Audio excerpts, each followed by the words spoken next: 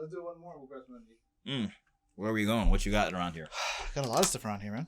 I got this place called Empire Pizza, which is Can't do pizza, man. No. Gained so much weight in Australia, man. I gotta get back to cutting. You know, one of the things that really helps. This is one of the ways that I have found that I can eat whatever I want and lose weight or maintain it. Man, right? I'm 207 right now. Literally the heaviest I've ever been in my life. You're just a couple pounds lighter than I am. Exactly. So I'm supposed to be like 180, 170. Right now I'm heavy, bro. A couple things you can do. These are hacks. Granted that, you know, the other 5 days of the week, you are still like, you know, being cognizant. Yes. Count your calories, bro. Get your MyFitnessPal out and do a recording of what you're going to eat. Now, here's the best part. And you know how sometimes people are like, oh, you should have a big breakfast or whatever. I agree with that. But a breakfast doesn't mean that it's your morning meal. Sometimes what I'll do is like, you know what? Like I want to be able to eat whatever I want today. What that means is I'm not going to have my first meal until say 3 or 4 p.m. You know what? I had that experience in Ramadan one year. Yeah. Like I was just having whatever I wanted for iftar. And then I would sleep through suhoor every single day. Yeah. And I was losing like a pound a day. Well, like I was losing weight. I mean, you could lose a pound a day, but that's not necessarily a good thing. Yeah, but you know, it was like I was just basically like one meal, and I was losing weight basically. If you want to lose weight, just don't finish your meals. In all seriousness, a 10% reduction in intake is equal to 1 pound lost per week. Because 10% reduction of intake generally would be about 200 to 300 calories on a daily basis. Yeah. Right? So you don't finish the last 2 bites of your sandwich. You don't finish. Yeah, but then you're talking about throwing it away. Nobody does that. Muslims don't do that. Well, I mean, I'm giving you an alternative. Another alternative would be, which is like a very Muslim thing, would be instead of getting you don't have to throw the food away. Instead of eating 2 separate meals, that people go out and they eat one. Oh yeah, share the meal. Yeah.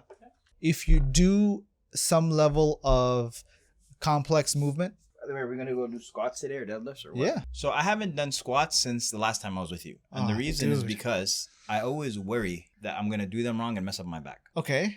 As well as deadlifts. Have I not taught you the mechanics of the movement? I don't know. You're like, I don't know. I just do the squats. I just do what you're telling me to do. I'm not paying attention to what you're saying. I'm always worried that I'm just like, you know what? If Bilal's not here, man, it's just not worth it. Guys, squatting is a basic human movement that allows you to detoxify and move. I feel like this might be the reason why my lower back is becoming so stiff. Well, probably because you sit in right angles. And I've been taking a lot of international flights. Yeah. Like I'm so stiff. I sit down in the masjid, for example, for halakha or something, and I'm sitting down like cross-legged or whatever. Yeah. By the end, after like 45 minutes of sitting, or 50 minutes, sometimes it's just even a car ride. I get up like an old man. You know how old men get up? Yeah. That's exactly how I get up. Exactly. I get up like I'm 70 years old. Oh, dude. It's bad. You know this. Number one reason why people go to old senior living facilities. Number one reason is because they can't perform everyday functions. Among those everyday functions that they find very difficult is that they can't get up and off the toilet, which is basically squatting. Why they go to what? Senior living facilities. Senior living facilities. Can you imagine the humiliation? Well, I need the address to that senior living facility. You're like, I'm checking in early. I am going to have no shame in people helping me get up off the toilet when I need it. No, not that, but any other assistance that I can be provided. I need somebody to help me get up off the floor. And there's always people are always telling you different things. Someone's like, oh, it's your core. You told me last time, you're like, it's your core. Then another guy's like, you know what? It's probably your hamstrings that are weak. Forget about like core, hamstring, all that stuff. At the end of the day, you've got your upper body and your lower body, which does the work, and your midsection, which stabilizes it. That's what it is. Yeah, so. Core is not your abs. Core is your entire trunk, which is inclusive of your abs, your sides, your lats, your back. And they are directly connected to your quads and your hamstrings and your shoulders and your delts and your traps and all of that. The fact is you need to be able to strengthen. And look, we're talking about strength training, push and pull upper body, push and pull lower body. That equates to push-ups. That equates to pull-ups. I do a lot of push-ups and pull-ups. Like I'm okay with that. Okay. It's just the lower body stuff. It's just deadlifts and squats. Yeah. Like you don't even have to use weighted deadlifts and squats. You can do body weight focused movements, you might be like, oh, you know what? Body weight is too easy. You might be that strong. But that's fine. Then go unilateral. Like yesterday I did. Do it on one leg, yani? Yeah, exactly. Meaning, yes, unilateral, one, witr. Get it? All of those movements, whether they be in the form of a lunge or a split squat. This video just, instead of going to the AlMaghrib channel, just got upgraded to Bilal's strength channel. We'll throw it into the AlMaghrib channel. We'll connect it back to... I'm going to go to the strength channel now. I'll have a version of it up on the strength channel. But yeah, no, I mean, look, guys, this is one of the biggest challenges, biggest frustrations I have with the immigrant Muslim community is that y'all are a bunch of couch potatoes. I'm sorry, man. I mean, I can't really defend it. It's true. It's true. It's like the very image of a scholar is that of a guy with a big gut, right? And it's like, oh, he doesn't have a big gut. He's not a scholar. That's why everybody's so excited about Ordugal, that Netflix show. I have not seen it. It's showing like warriors and Muslims and like, you know, in a basically in a way that people aren't used to. Yeah, if that inspires you when you go to your average like Islamic convention or whatever, you don't like see a lot of like. I mean, it's a problem. Like people need to be toughen up. Not even just toughen up. Get healthy. Health is not 6-pack, right? Like if I ask somebody what is your idea of health? People say a 6-pack. Yeah, people say 6-pack. It's like a 6-pack is a byproduct of what you do. Mm. And like the best way to describe health is the analogy of weather and climate.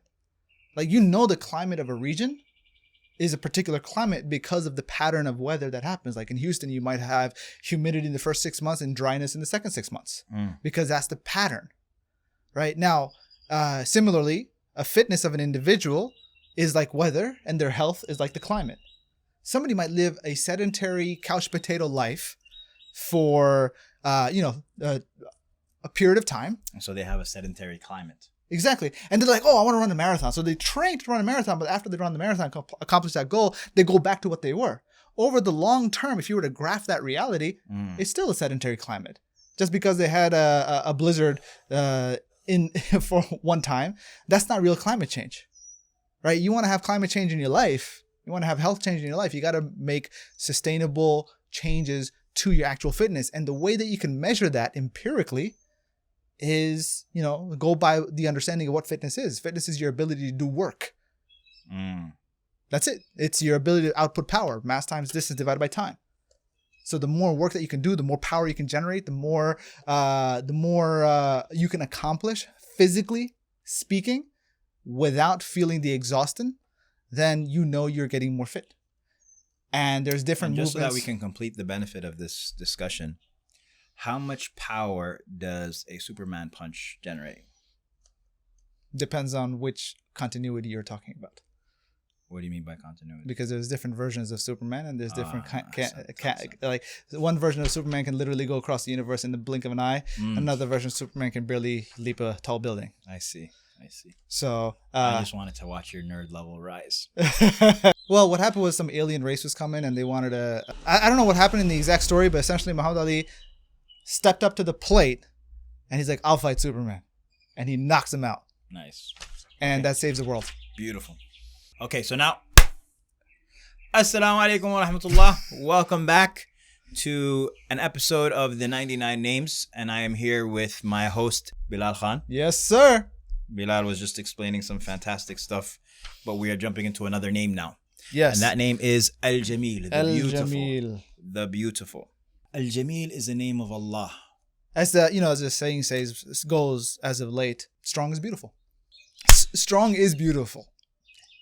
Assalamu alaikum wa rahmatullahi wa barakatuh. All right, welcome to another episode of the 99 Names. I'm here with my host Bilal Khan. I'm very happy to be here. I wonder what this blooper reel is going to look like. So we are now going over the name of Allah, Al-Jameel. Al-Jameel. And Al-Jameel, which means the beautiful.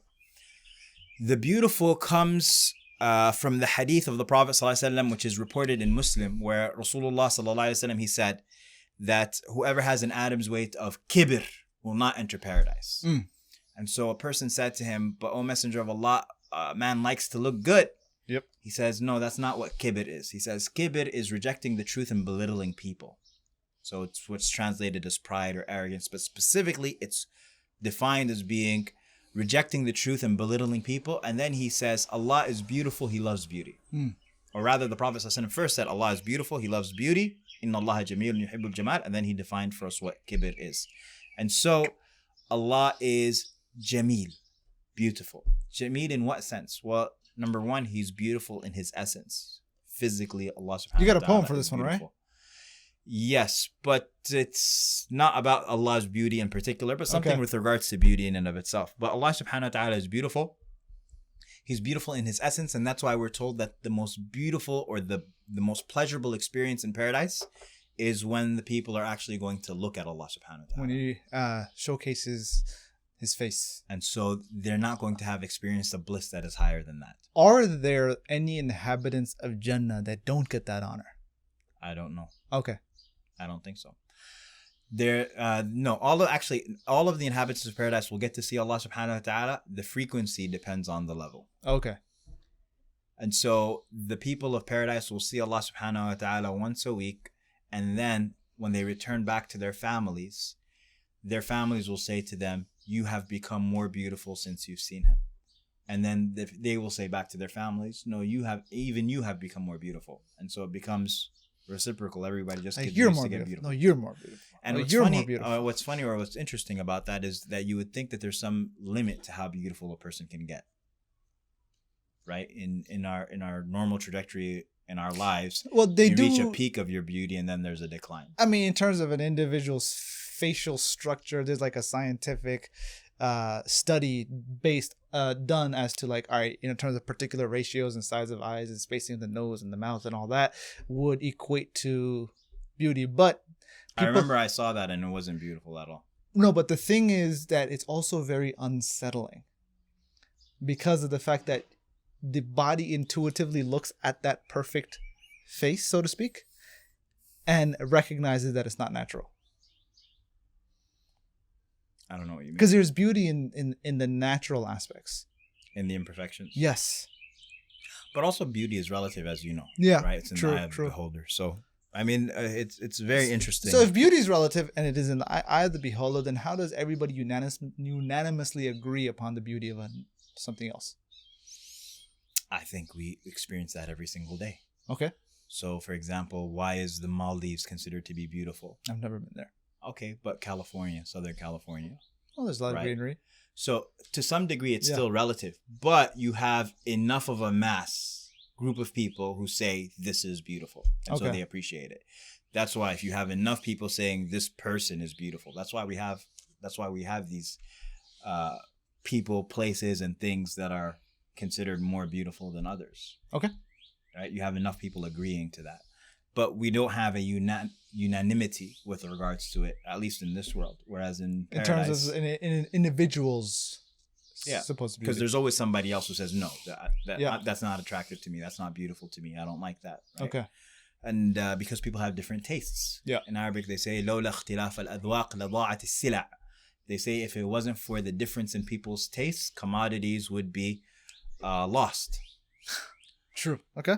The marketplace would be destroyed basically if everybody had the same taste. But in any case, coming back to the name Al-Jameel, Allah subhanahu wa ta'ala is beautiful in his essence, he's beautiful in his attributes. He calls his name Al-Husna.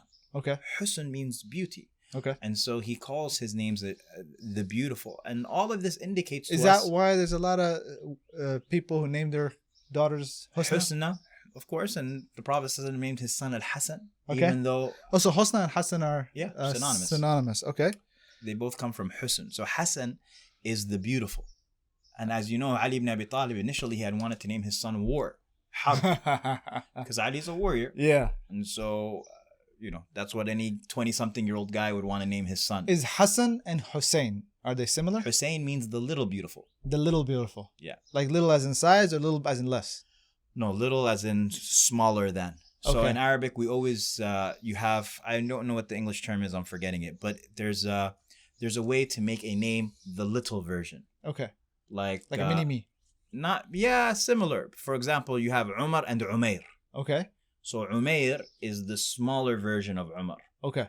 You have Hassan and Hussein, like that. So Hussein is the little beautiful. And Hussein was also, Ali tried to name him Harb too. So the first time he went to the Prophet ﷺ, the Prophet ﷺ said, what did you name my son? And he said, I've named him Harb, war. And he told him, no, his name is Hassan, the beautiful. And then Hussein, what did you name my son? He says, I named him War. Because if he names him War, then Ali becomes Abu Harb, right? The father of war. Yeah. And so he says, no, his name is Al-Hussein, the little beautiful. And so the Prophet ﷺ, he loved beauty because Allah subhanahu wa ta'ala loves beauty. When you look at this world that we live in, earth, we recognize in it reflects a beautiful Lord. You know, and you would appreciate this when you have, for example, in these movies that are ruled by some sort of, you know, you go to this other world that's ruled by some like tyrant or some god, right? Yeah. And it becomes reflective of that tyrant. Sure. Right. So it's all like, you know, lava and just dark and all of this type of stuff. It becomes reflective of it. And so, like in Thor Ragnarok, when he went, how it opens up, he goes after that guy with the horns. And they go to all of these planets that are ruled by these people, and it becomes reflective of them. And so then what does Earth, as beautiful as it is, what does that reflect? It reflects 𝐷𝐢𝐬, Allah subhanahu wa ta'ala. And then Allah subhanahu wa ta'ala is beautiful in his names, he's beautiful in his attributes, he's beautiful in his actions. Okay. And so what does that inspire with regards to us when we know that Allah subhanahu wa ta'ala is al-Jameel? Yeah. Is a comfort with regards to whatever Allah subhanahu wa ta'ala does. We recognize that these are actions that are beautiful coming from a beautiful God. How do you reconcile this idea that if Allah's actions are beautiful, but then you might see some destruction that is natural, is it appropriate that one should then try to find the beauty in that destruction? Absolutely. I think so. What's the beauty in that destruction? Do you mean destruction that affects... Like a volcanic eruption that just destroys everything. Yeah. Or a hurricane that comes in. Of course. How does that affect the climate? How does that... how is it affected? Because again, a lot of times when it comes to these issues that happen, it is... like natural disasters. Like humanity had nothing to do with it. Is that the case always? That humanity has nothing to do with it? Like a volcanic eruption, like for example, like there's all that tectonic movement underneath, and that's just like the natural process of the earth. And you know, I mean, for example, the Hawaiian Islands. Great. Yeah. So when you say the natural process of the earth, what is that process? Well, I mean, I guess if you think about it, when I went to Hawaii, so I booked a Airbnb in Ocean View, Hawaii. Mm-hmm. And I'm like, great, you know, name sounds great. It'll be an ocean view. We get there and it's literally a lava field. Like it's like apparently like it's an ocean of lava. Well, 100 years ago, the volcano erupted and literally decimated everything. And so when volcano lava dries and becomes like soil, it's just black, right? And it was like literally flat black until the eye could see up until the ocean. Now, the great thing about that soil is very malleable, so people buy up that property to develop it, but they're not going to have greenery and things like that. You drive 30 minutes where the volcanic eruption or the lava flow didn't go, and it's like lush. And now what was interesting was I was speaking to one of the farmers there, and he's like, yeah, you know, what happens is that, you know, the lava flows, and several hundred years passes, birds, you know, they have seeds in their mouths and stuff. They just randomly drop along the way. And these plants come in and they grow a specific kind of plant. And then after another several hundred years, as these plants grow and die, that fertilizes and makes the soil more whatever. See, there you go. But like it's... So that's the point, right? So okay. It's like, okay, what is going to happen through these volcanic eruptions? Where is and what are the consequences of that are going to happen? Well, the land is getting bigger. 1,000 years from now. Yeah, land is getting bigger. Okay. Yeah. What do you mean by the land being bigger? Because when the lava erupts, it like that's how these islands formed. They came up out of the ocean, from the ocean floor, and became these islands that now inhabit. And so the island actually gets bigger. Yeah. Because of the volcanoes. Yeah. Okay, Jimmy. And so you see that all of these things, they come from Allah who is beautiful and wise. And so there's going to be some sort of benefit, whether or not we see it whether we see it or not. Many times we look at it just from the short term. Absolutely short term. Okay. Right? And we're not realizing that, okay, maybe this will have a benefit. Maybe it's not meant to benefit you. Yeah. Maybe it's meant to benefit some people who will live 1,000 years from now. Okay. And this kind of goes right into the qadr of Allah. And his knowledge and his wisdom and all of that. And having husn al-dhann. Absolutely. Okay. Absolutely. And so husn al-dhann basically means having good expectations of Allah, thinking well of Allah. That kind of goes right into, is that Allah is as you think him to be, or something like that? Allah is as you think of him. Yeah. And which is having good expectations of Allah subhanahu wa ta'ala. And so if somebody feels negatively towards Allah because of whatever bad beat they're going through, it's just a matter of now recognizing that, look, this is a bad beat. Even with regards to what you're talking about like, for example, landslides and things like that. A lot of times, very, very interesting. The Prophet ﷺ says, my ummah is an ummah that is marhuma. It is a ummah that is experiencing God's mercy. Okay. That their punishment comes in the dunya before the hereafter. Okay. That they're punished in the hereafter. And that he talks about earthquakes and things like that. And so you look at, when you like scan the Muslim world, for example, you'll have like a landslide or an earthquake that happens in Bangladesh. Yeah. And you'll have thousands of people die. Or war. Right? Or just specifically with regards to these natural disasters. And then you'll have an earthquake, for example, that happens in California. Yeah. And like one person will die. Right? Yeah. And it's just like, what's the... But this ummah is an ummah that's in and of itself is rahmah. Because even these calamities that happen with regards to our world, right? Or the ummah, at the end of the day, if a person is forgiven through that process on the Day of Judgment, then it was good for them. I wonder how many shuhada are become a reality, because of either being drowned due to these natural disasters from tsunamis, or things falling on them, collapsing on them, or them because of fires and things like that happen. That's a lot. I mean, I guess that in of itself is. Abu Bakr has a statement that I love very much. He says, "There's no good in any good that leads to the hellfire, and there's no harm in any harm that leads to paradise." That's quite the reframing. Yeah, it's an incredible framing.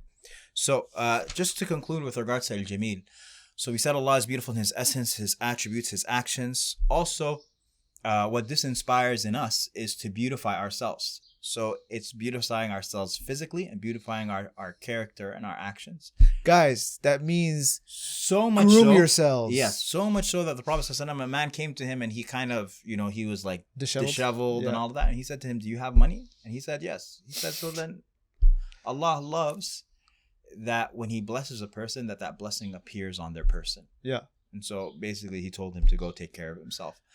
And so physically looking good as a manifestation of that. And then number 2, of course, which is even more important, is to beautify your character and beautify your actions. Are you beautiful? Not just physically beautiful, but are you a beautiful person? Inside and out. Absolutely. This reminds me of Shaykh Ammar AlShukry during his da'wah training class. Mm-hmm. He's like, guys, I know you like your jeans, but there's something called an iron. It's just like, if you intend on representing Islam and talking about Islam, or you intend on visiting that girl's father, please iron those pants. Okay, that's great. I mean, I don't know who irons jeans, but jeans kind of by definition. Well, no, I mean, some people iron jeans. Well, I mean, but regular pants, yes. The alternative, regular pants. But the alternative to jeans not being ironed, most people, they probably just throw it on the floor, and when you pick it up, it looks like it came out of a compressor of some sort. Like, would you rather wear wrinkly jeans? I mean, granted, the best kind of jeans. I don't wear jeans. I don't like jeans, but I would assume that the best kind of jeans would be the kind that you wear, but you kind of hang them. You don't. My experience with jeans, I've worn jeans all my life. You don't really need to iron them. They just they're like very durable in that sense. Maybe. But regular pants, yes, I agree. 100%. Especially the ones with the crease in the front. All right, guys. Assalamu alaikum. Sounds good.